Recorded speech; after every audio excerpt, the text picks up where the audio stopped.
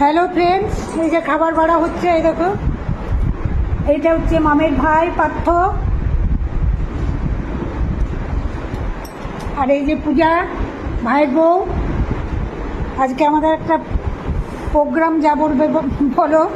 ওর ভাইয়ের কাকার ছেলের কি আছে আইবুড়ো ভাত, মাম পরিবেশন করছে।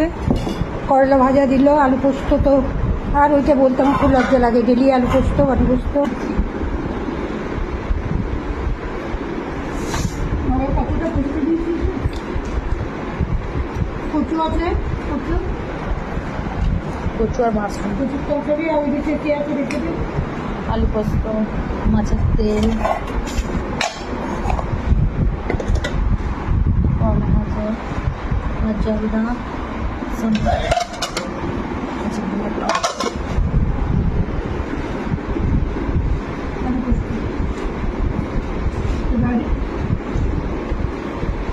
আমরা খাই। তুলে দাও। এবার আমরা খাই, খাওয়ার পরে ভিডিওটা শেয়ার করবো। ঘড়ি কাটাই, দেখো কটা বাজে। কটা বাজে?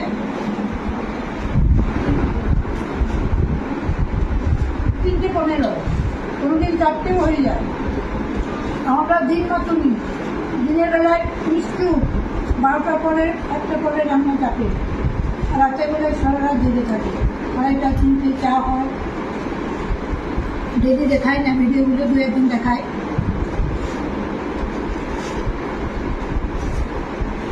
রাখছি।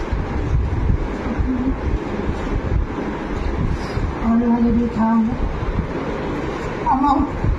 আমাকেই দেখাচ্ছে, যারা একটু তাদেরকে দেখা, দেখেছি।